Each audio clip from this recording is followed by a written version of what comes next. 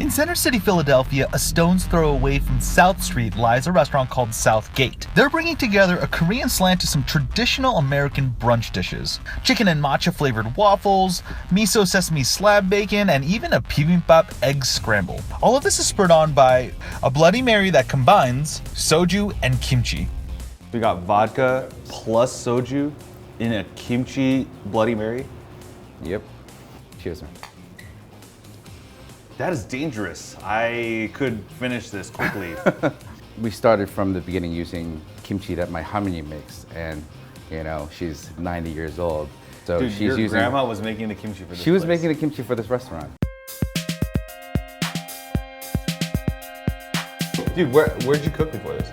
I started cooking in New York about 10 years ago. I started at a Japanese restaurant where I was the only non-Japanese person in the entire place when I started. That's gotta be challenging. It was terrible.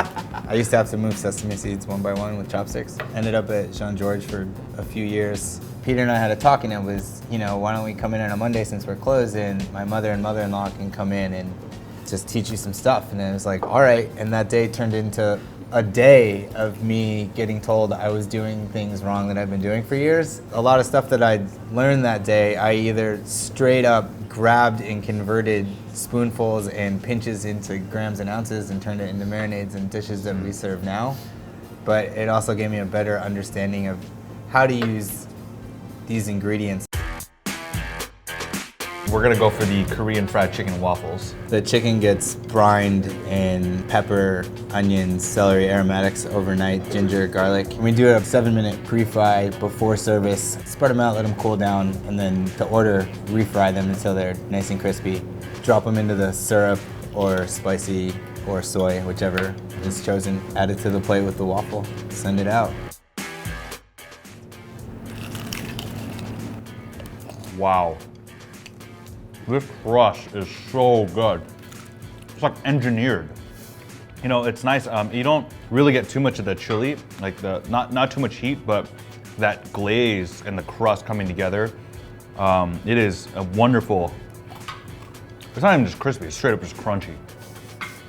It's a Belgian waffle that has some matcha powder in it to give it a little bit of that green tea earthiness. This is a primo hangover cure. A+, man.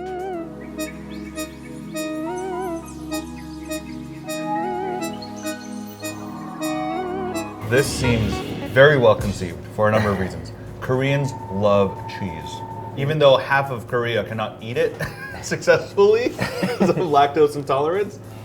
Tell me about what's going on here. I love poutine. I've always loved poutine. Everybody And, loves poutine. like, how can you not? It It's is just unhateable. And cheese goes amazingly well with kimchi. What? Dude, this is that nonsense. evil. Oh man, look at that too. The crust. That's freaking stupid. Like, what am I eating? And it was just kind of fun to like do a dish that wasn't overly like thought about, stupid simple, and like kind of like over the top. And This is diabolical. so it's What the actually hell? really I fun. mean, this freaking, that right there, this is the best part of anything. And there's so much of it.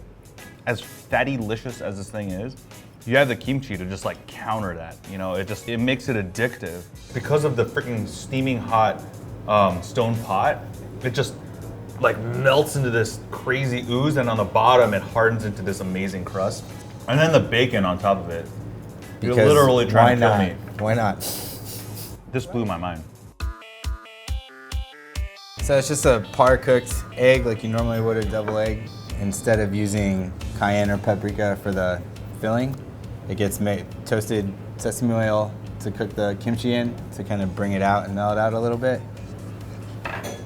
It's nice. That kimchi really gives it a nice acidity and yumminess. It's double smoked slab bacon that is miso and sesame glazed, so it's pretty rich, little bit on the salty side, but has some brown sugar in there, some brown rice vinegar, and the smokiness of the smoked bacon to cut through all of that. That miso is just savory, sweet.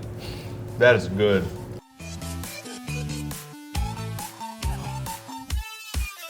This is a scramble but you call it bibimbap. Originally, we were gonna do it with the rice because of Bop being in the title and everything, but just didn't like the way it came out with the egg. It was kind of a little porridgey. So you like soft scrambled eggs. What do you do with soft scrambled eggs in butter, salt, little gochugaru, and then all of the veg that would like a classic bibimbap, little black sesame seed, and chojan sauce. It's the same sauce we use for bibimbaps for dinner service.